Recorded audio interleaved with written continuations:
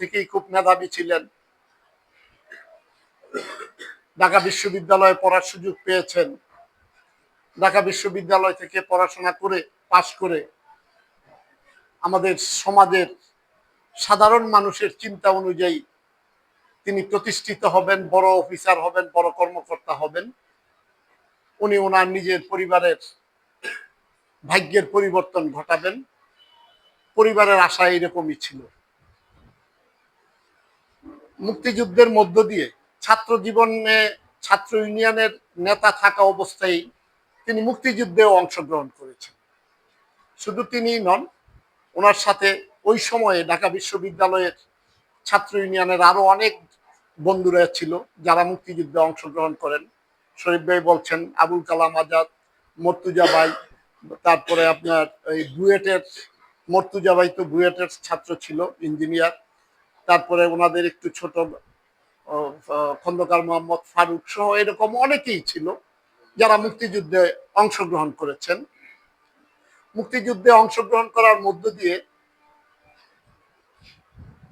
তার শ্রমিক আন্দোলনের প্রতি, শ্রমিকদের পক্ষে কাজ করার প্রতি তার একটা আগ্রহ প্রকাশ পেয়েছে।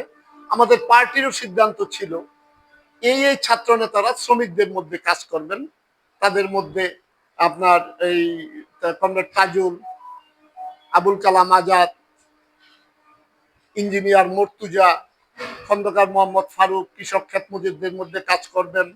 তার একটু সিনিয়র ছিলেন আমাদের মোর্শেদ ভাইরা, মোর্শেদ ভাইরা আরো অনেক সিনিয়র ছিলেন, অনেক মানে 5-7 বছরের সিনিয়র ছিলেন, কৃষক আন্দোলন করবেন।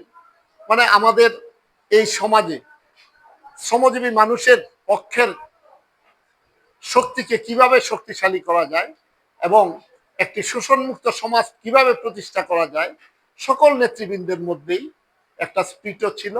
তখন এই মুক্তিযুদ্ধের মধ্য দিয়ে আমাদের দেশের মানুষেরও আকাঙ্ক্ষাটা সেই জায়গায় ছিল যে আমরা আমাদের দেশে একটি বৈষম্যহীন সমাজ হবে, সমাজতান্ত্রিক সমাজ হবে, এরকম আশা ছিল।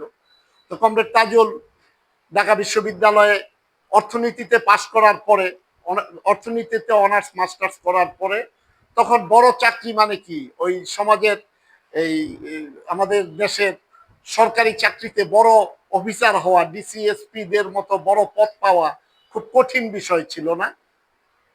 সেই অবস্থার মধ্য দিয়েই তিনি পার্টিরও ইচ্ছা, ওনারও ইচ্ছা উনি শ্রমিকদের মধ্যে কাজ করবেন, আদমজিতে একটা বদলি শ্রমিকের দায়িত্ব গ্রহণ করেন এবং কাজ শুরু করেন কমরেড তাজুল ইসলাম। তো 80-র দশকে অর্থাৎ 82 সাল থেকেই স্বৈরাচারী এরশাদ বিরোধী আন্দোলন সারা দেশে আস্তে আস্তে শক্তিশালী হতে শুরু করে। তখন বিভিন্ন সময় হরতাল হয়, তখনকার 15 দল 8 দল শ্রমিক কর্মচারী সংগ্রাম পরিষদ, স্কপ, ঐক্য পরিষদ, স্কপ, বিভিন্ন সময় হরতাল ধর্মঘট আহ্বান হয়। তো হরতাল ধর্মঘট যদি আহ্বান হইতো তখন তো টেলিভিশন এতগুলো ছিল না, শুধু বাংলাদেশ টেলিভিশন ছিল। ওই বাংলাদেশ টেলিভিশনের প্রচার হইতো আদমজি জুট মিল চালু আছে, বড় কারখানার মধ্যে আদমজি, আদমজি চালু আছে এর মানে হইলো আমাদের দেশে হরতাল পালন হয় না। তো ওই সরকারের পক্ষের অর্থাৎ এরশাদের পক্ষের এই রাষ্ট্রীয় প্রচার মাধ্যম এরকম প্রচার করত যে আদমজি চালু আছে, হরতাল পালন হয় নাই, গাড়ি ঘোড়া স্বাভাবিক চলছে, শ্রমিকরা কাজ করছে। তো কমরেড তাজুল এই বিষয়টা চ্যালেঞ্জ হিসাবেই নিয়েছে। উনি আমাদের তখনকার 15 দলের যে নেতৃবৃন্দ, কমিউনিস্ট পার্টির নেতৃবৃন্দ, 84 সালের 1 মার্চ শ্রমিক কর্মচারী ঐক্য পরিষদের ধর্মঘট এবং 15 দল এবং 8 দলের হরতাল আহ্বান ছিল, পূর্ণ দিবস হরতাল। তো তাজুল ভাই পার্টি অফিসের নেতৃবৃন্দদেরকে কথা দিয়েছেন, বলেছেন যে আমরা এইবার আদমজি পাটকলে সম্পূর্ণ হরতাল পালন করব। আমরা আমাদের শ্রমিক ভাইদেরকে সংগঠিত করেছি, যে 3 শিফটের শ্রমিক আছে সব শিফটের শ্রমিকদেরকেই রাখা না গেলেও ওই লাস্ট শিফটের যে শ্রমিকরা তাদেরকে আমরা রেখে আমরা ধর্মঘটটা পালন করব। প্রস্তুতিও ছিল সেই রকমই। সেই সময়ে আদমজি পাটকলে শ্রমিক নেতা নামধারী কিছু এরশাদের পোষ্য ছিল, ওই যে সাধু, রেহান সহ অসংখ্য মানুষ, ওই স্বৈরাচারের দোসররা তখন এই ধর্মঘট এবং হরতালকে প্রতিহত করার জন্য তারা প্রস্তুতি নিচ্ছিল। তো হরতাল সফল করার জন্য আদমজি পাটকলের শ্রমিকরা প্রস্তুত।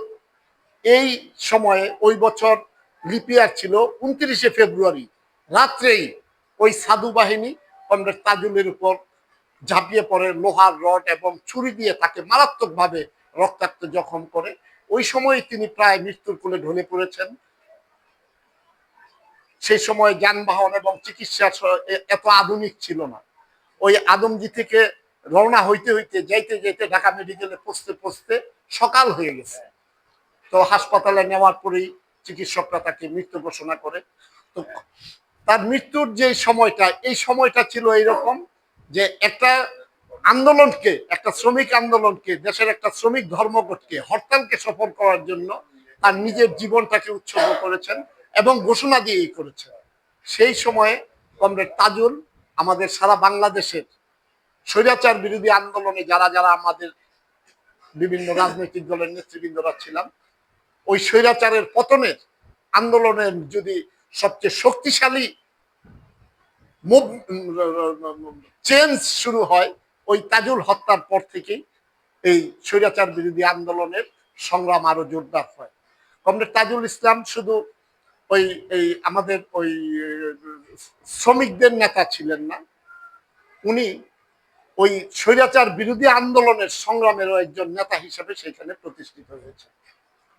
তিনি ঢাকা বিশ্ববিদ্যালয় থেকে পাশ করার পরে ওইখানে বদলি শ্রমিক হিসাবে ওইখানে যাওয়ার পরে ওই শ্রমিকদের কলোনিতেই থাকতেন। ওনার দুই পুত্র এবং তার স্ত্রী ছিল স্কুল শিক্ষক। ওই পুরা পরিবার নিয়ে ওই শ্রমিকদের মধ্যেই থাকতেন এবং সেইখানে আদমজিতে এবং পার্টিও গড়ে তোলেন এবং শ্রমিক আন্দোলন গড়ে তোলেন। আমাদের দেশে একটা সময় এরকম অসংখ্য শ্রমিক আন্দোলনের কর্মী এবং সমাজ পরিবর্তনের কর্মী তৈরি হয়েছিল, যেটা আমাদের এখনকার সময়ে এই অবস্থাটা আমরা খুব দুর্বল হয়ে আছে। এখন শ্রমিক আন্দোলনে এরকম শিক্ষিত বা বিশ্ববিদ্যালয় থেকে পাশ করে এসে শ্রমিক আন্দোলনে যুক্ত হয়, কিন্তু কমরেড তাজুলের মতো যুক্ত হয় না। ওই নিজেদের সবকিছু ঠিক রেখে তারপরে শ্রমিক নেতা হিসেবে প্রতিষ্ঠিত হয়। কমরেড তাজুলের মতো নিজের জীবন দিয়ে নিজে একজন শ্রমিক হয়ে যে সমাজ পরিবর্তনের বা পার্টি গড়ে তোলার বা শ্রমিক সংগঠন গড়ে তোলার, শ্রমিকদের মুক্তির সংগ্রাম এগিয়ে নেওয়ার সেই রকম হচ্ছে না। এই সময়ে আমরা কমরেড তাজুল ইসলামকে যত বেশি জানার সুযোগ হবে, আমরা যারা যারা শ্রমিক আন্দোলনের কর্মী, আমাদের শ্রমিক আন্দোলনের কর্মীদেরও ওই কমরেড তাজুলের জীবনদান থেকে অনেক কিছু শিক্ষা গ্রহণ করার আছে। আজকে 84 থেকে এখন পর্যন্ত 42 বছর 43 বছর পার হয়ে গেল। এখন পর্যন্ত আমরা তাজুল হত্যার বিচার আমরা দাবি করি, তাজুল হত্যার বিচার দাবি করি, কিন্তু তাজুল হত্যাকারী যারা তারা চিহ্নিত হয়েও ওই তাজুল হত্যাকারীদের বিচার কিন্তু কোনো সরকারই করে নাই। তো যাই হোক কমরেড তাজুলের বিচার চাওয়া বা না চাওয়া, বিচার হওয়া বা না হওয়া খুব বেশি জরুরি না। সবচেয়ে বেশি জরুরি যেটা, আমরা তাজুলের জীবন থেকে যে শিক্ষা, শ্রমজীবী মানুষের মুক্তির সংগ্রামকে এগিয়ে নেওয়ার যে শিক্ষা, সেই শিক্ষাটাকে যদি আমরা গ্রহণ করে শ্রমিক আন্দোলন গড়ে তুলতে পারি, তাইলেই তাজুলকে স্মরণ করা যথার্থ হবে। আজকে আমরা যারা যারা